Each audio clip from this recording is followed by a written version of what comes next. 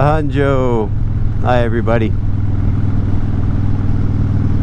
It's beginning to look a lot like... Well, forget it. It's getting cold. Oh, it's getting cold. Not happy. I told you I took the air conditioners out to try to get the heat wave to come back. No luck so far. Nature calling my bluff, perhaps. Yeah, I'll talk about a couple things. I took a trip to Hudson, Massachusetts last weekend, or a couple weekends ago, by now or whatever. And yeah, so anyway, just so I'm concentrating, that's all. They had a pickup truck roaring up behind me, everybody's slowing down in front of me. Just wanted to make sure everyone's on their best behavior. Don't need a mat sandwich, right? All right, now that we've gone and done that, yeah, so a couple observations. So I went to a conference. The conference had live music. It was actually really good live music. Really good drummer, he hit hard. And, you know, a nice guy played a semi-hollow body. Looked like a Telecaster. Semi-hollow. A guy playing a bass. I couldn't tell if it was a Schecter or what it was. It was kind of like a bass that looked like an amalgam of other basses. But yeah, it was pretty good. Good band. Anyhow, lead singer looked like the guy from Main Squeeze. The guy playing bass looked like Wally from K-Love if he was bald. And the lead singer who played a Taylor acoustic guitar looked like D. Boone a little bit from Minutemen. So I was like, all right, what a weird looking band. It's great. Let's hear what they can do. And yeah, they were really good. Very good band. But it was a like a worship band setting. And I've often heard of this phenomenon, but didn't experience it until this weekend. So a lot of guys, you know, they play with in-ear monitors, especially when you know, they're playing really loud. The stage is loud, and the stage was nice and loud. So these guys were all had in-ear monitors, and I had heard tales of people in worship bands, and there's a guy like in the booth or something that's actually telling them where to play and like what part to go to. So there's like a musical director in their ears. So when you're looking at the band, they're just like, they're having an old time, they're worshiping away and whatever. Meanwhile, there's a dude in their ears saying, bridge, take it to the C, you know, like talking about, you know, back to the chorus. Like there's somebody in their ear telling them where to go. And I was like, I don't know how I feel about this, because I've been in bands. You know, my favorite iteration of a band is a rock trio. I loved when I was in a rock trio. I was playing bass and singing lead, and then my buddy was playing guitar. My other buddy was wailing on the drums. I like that, and you just develop an intuition together as a band. I don't know what these guys are waiting for, but anyway, you develop an intuition as a band, and it's very satisfying. And however, I can't imagine if somebody was talking in my ear, like to tell me to go back to the bridge. Like, no, I got this. I mean, we're feeling it. We're in it. You know what I mean? Like, you don't have to tell me where to go. You know. But on the other side, if you got a big band with multiple pieces, you know, and they're scattered across a broad stage, you know, eye contact is limited. You know, you can't, maybe, you know, if you're not playing all the time, maybe it's hard to stay together. So it could be very helpful for somebody to be in your ear saying, you know, something, you know. But so the reason I realized these guys were using you know, a director in their ear was because the lead singer had come off stage for a minute, and I thought that guy was gonna dump it. And actually just then he was weaving like a thing to have fun, but dude, he's obviously not from around here. You don't need to be weaving on these roads. There's enough crap in them that you're gonna eat it, and it's, you know, but anyhow, the lead singer, Main Squeeze there, one of his earbuds was out and dangling by his hip, and and I could hear the director in it saying intro, intro, intro, because the acoustic guitar player and somebody else, they were gonna do a, you know, like a slow, not a slow song, but like they didn't need the whole band up there, like an acoustic track. And yeah, so I hear this guy saying intro, intro, intro. I'm like, oh, these guys are using a director in their ear. But they were really good.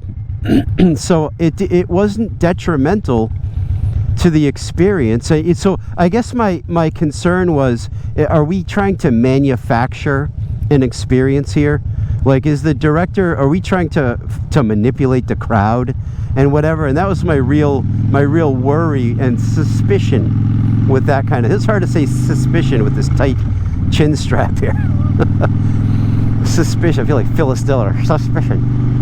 But yeah, so but anyway, with this particular band, there was no artificiality. It really felt natural and not manipulative at all. And then I realized later that like half the band is in the band that goes to that church, and half the people were guest musicians. So having a director in the ear, you know, makes a lot of sense. So you know what? I guess I don't know if I came out and said disparaging things about that, but I'll half eat those words if I did. That guy's almost as tall as my college roommate. So I half eat those words, because in this case, it worked really well. And anyhow, you could leave a comment if you want, whether you think that's, you know, is that too much reliance on technology? Is it really good in a pinch to do that, or is it just a fine way, and I should just stop being old and just embrace the new technology? You know, leave a comment.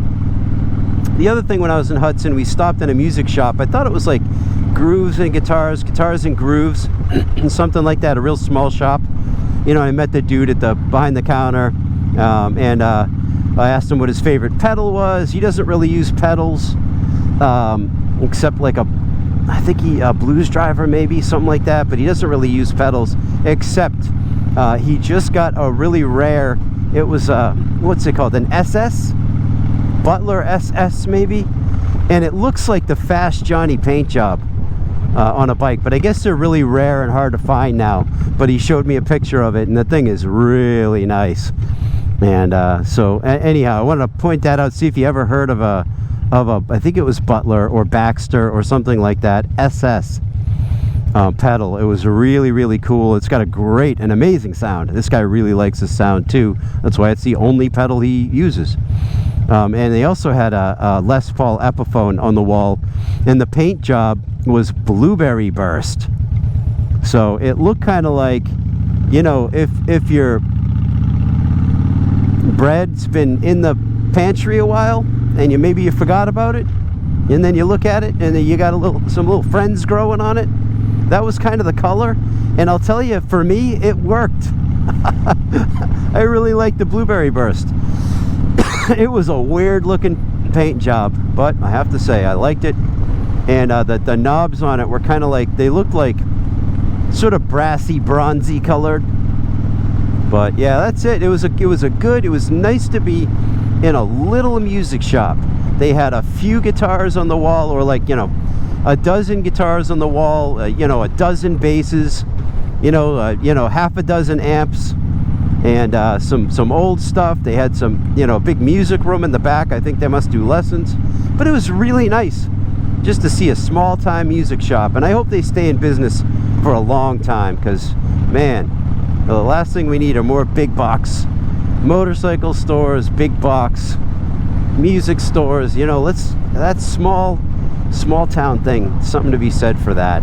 You know the guy behind the counter, you need your guitar worked on, you know who he is, who's going to be manhandling the thing, you know, and ripping the strings off and stuff. So taking the guts out, it's nice if you know who that is, you know what I'm saying? So let's keep that small. Support those small town, unless they're hacks, in which case let them die, let the business die.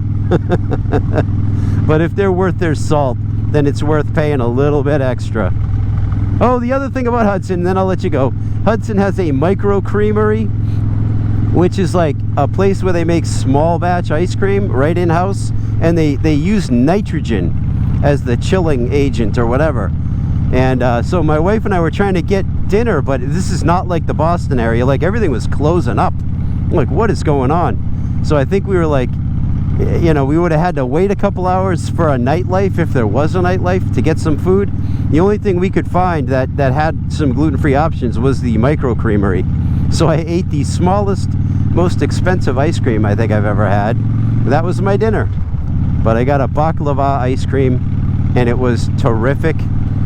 You know, may I live 1,000 years and not have to pay that much for ice cream again. But however, again, small business, they only make that ice cream in that shop, that particular one. And because it's a micro creamery, you know, it's, if you want their ice cream, you have to eat it in the shop, because the dude back there was like pouring the nitrogen, like those guys make the ice cream. So isn't that cool? I know this kid. Anyhow, that's all I got for you. I'll talk to you guys soon. I'll make this corner, and then I'll let you go. I'll see my little dragon friend. Tail of the dragon. Oh, there he is. Look at him. All right, bye.